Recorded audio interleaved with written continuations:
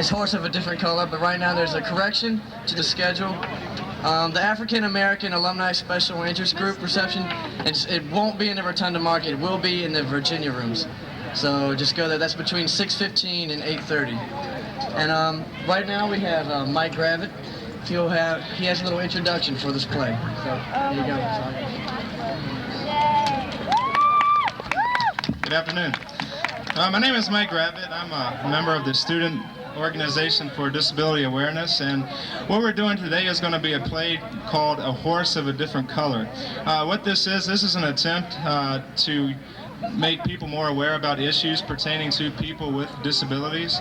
As we try to become more multiculturally diverse in our years at Longwood, I thought this would be another step that would help us do that just a little bit more. So we have 6 actors. I'm going to get Cindy here to read them off, read off the names here. I'll do a quick introduction.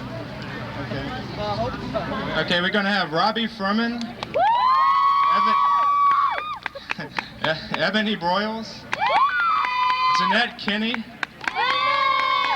yay, Bonnie Pancoast, Libby Sullivan, and Terry with the name I can't pronounce. Jamiak. Is that it? Close enough? Okay. Terry Jakimiak. So let's give the actors a warm round of applause as they make their way up.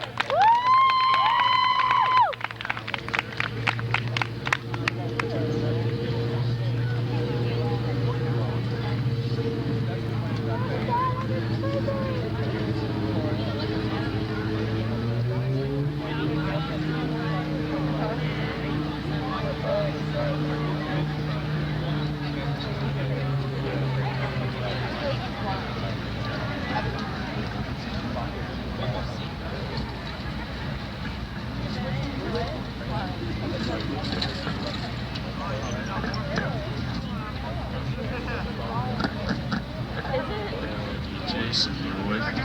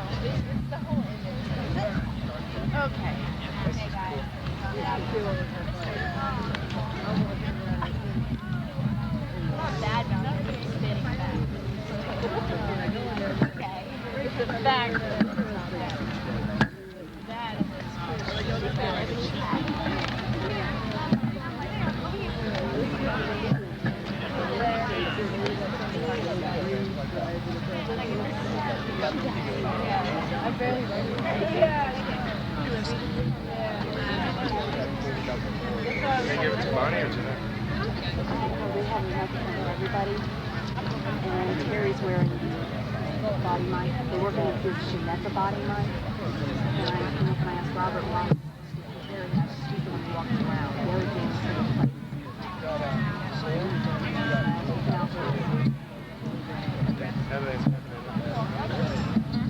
yeah, I like. That's why she said she can't see too much. There's have a concert. Yeah.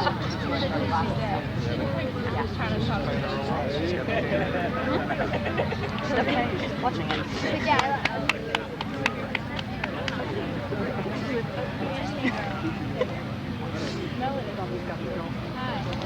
Hey. Julie, get it, Julie. Yeah. Everything wants to get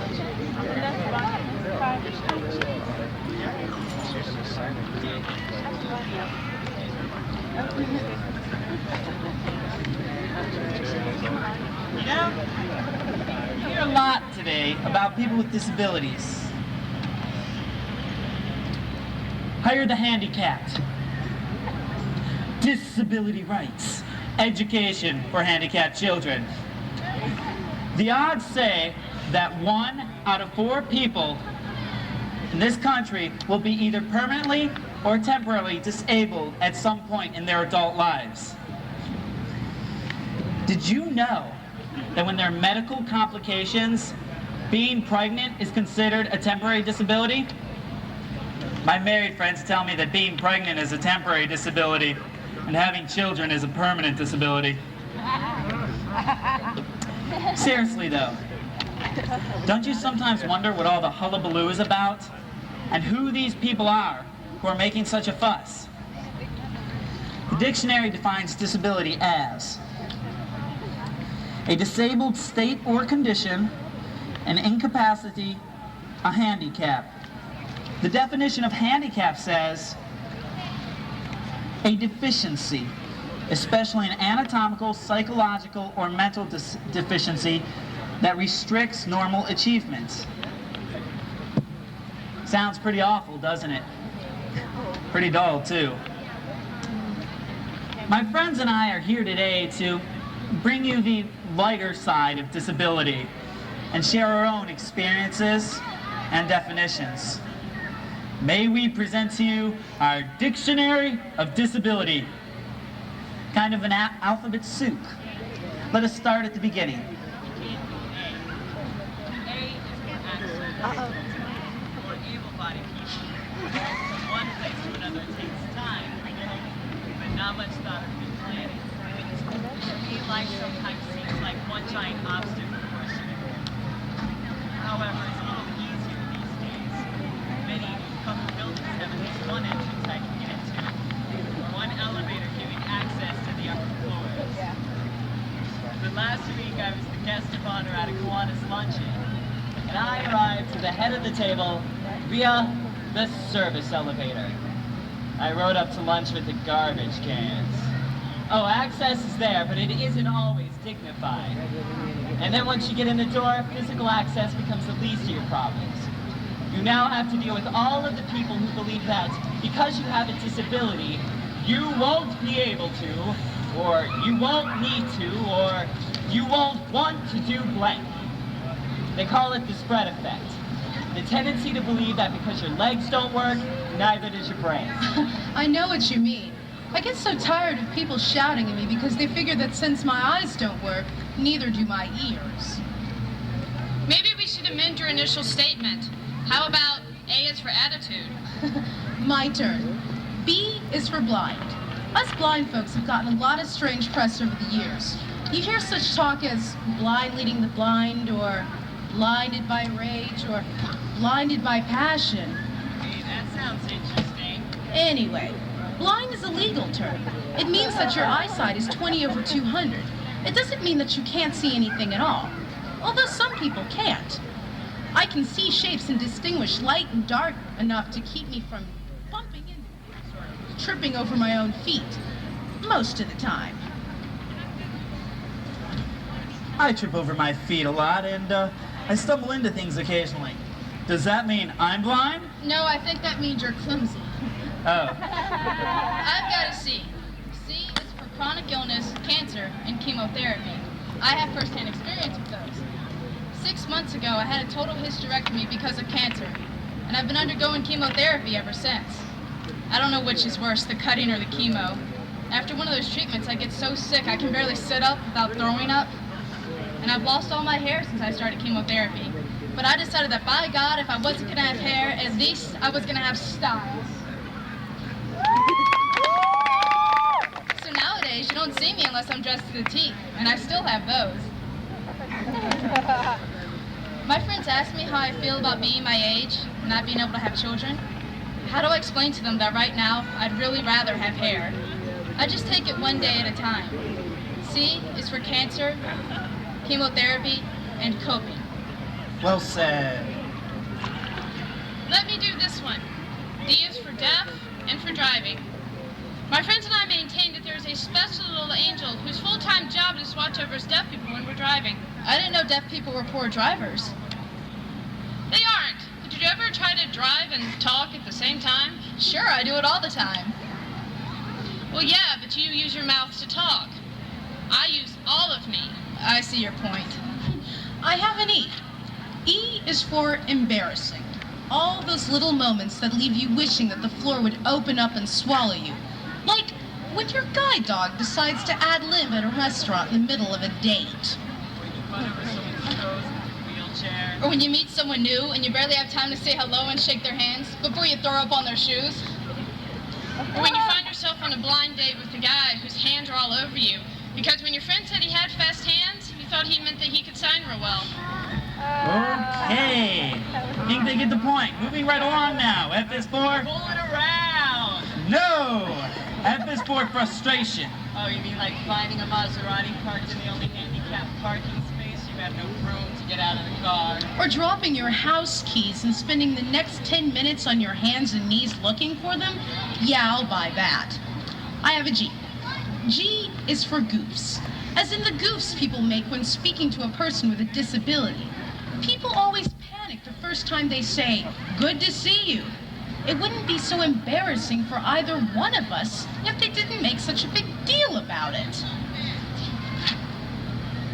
I know what you mean. It's like the first person someone says to me, "Did you hear the one about?"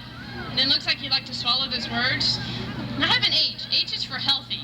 People who are blind or deaf or in a wheelchair are no more likely to have health problems than anyone else in the population, but people tend to treat them as if they were delicate. I've been called a lot of things in my time, but delicate isn't one of them. Next, I is for isolation. One of the disadvantages of my being in this chair is that it physically isolates me from the people around me. Like, if I want to have a conversation with someone and that person is standing too close to me, I have to crane my neck, and it's uncomfortable. Or if that person squats down next to my chair, we can have good eye contact, but then he's uncomfortable. So the people I end up talking to end up standing several feet away where we can have good eye contact for a pleasant conversation from a distance. I just feel so apart from people. I know what you mean. When I walk into a room, people draw back or shrink against the walls.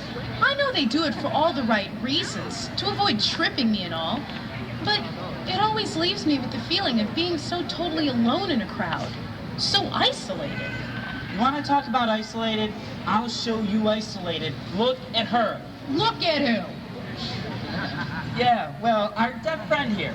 She's reading and she doesn't even know we're talking about her. You may feel physically isolated, but she's intellectually isolated.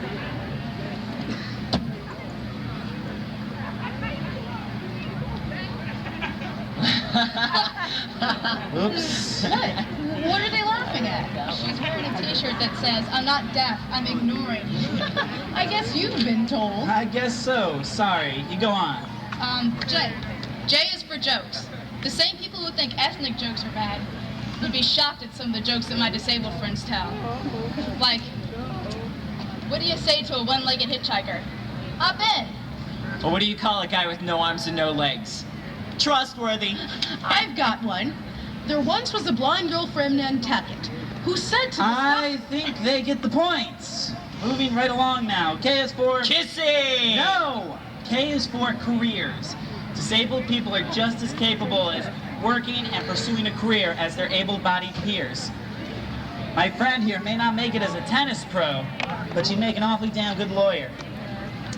It's merely a question of finding a career that maximizes your strengths and minimizes your weaknesses.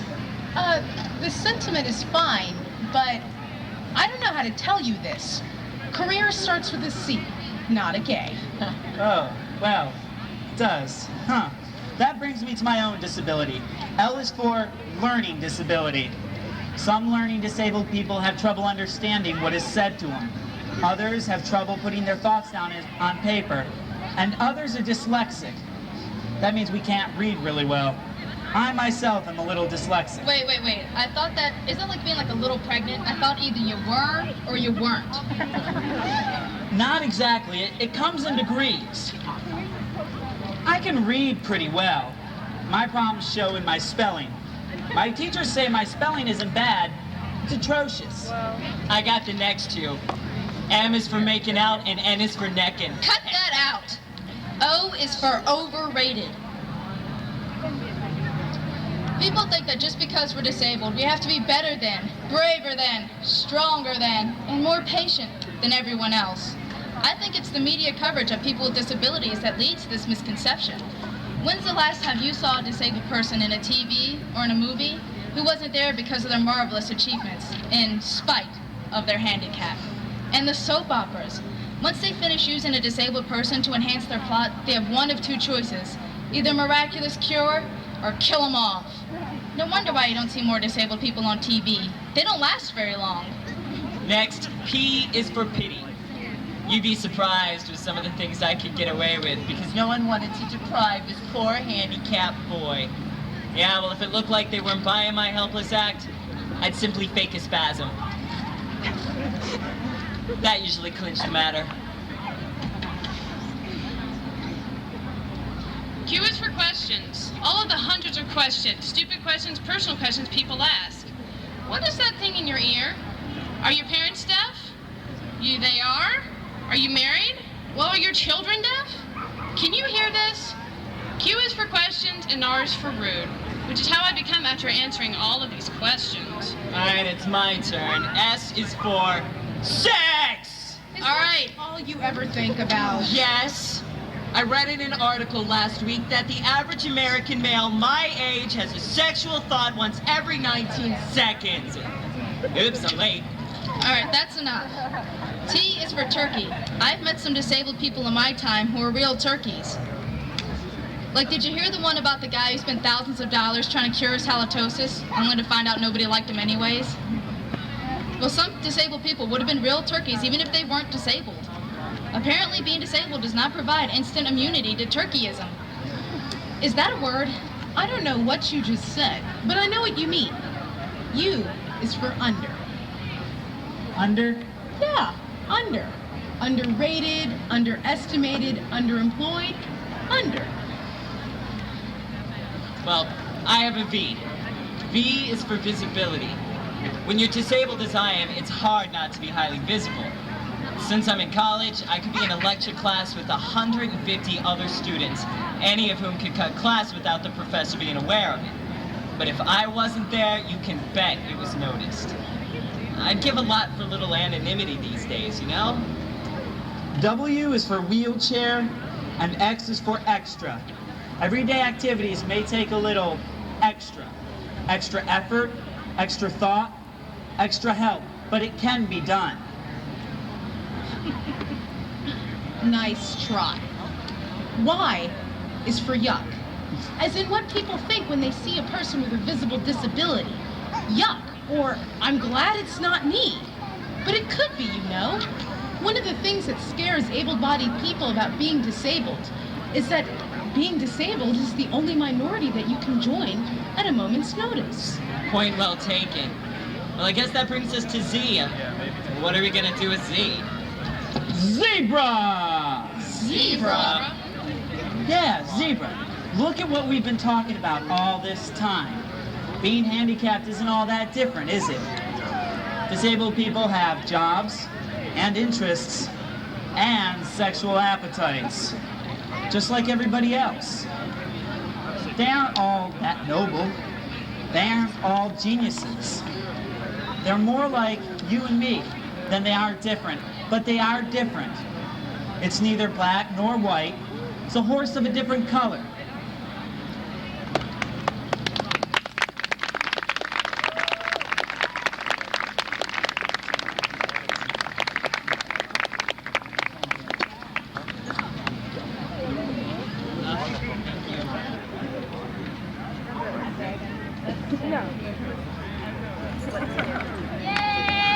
Quite well. Very good. At the podium. That's fine. Is it certified? All right, when is she going to speak?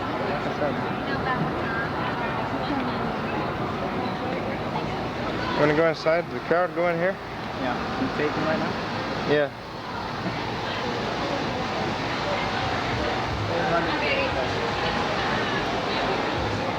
About the Bobcats.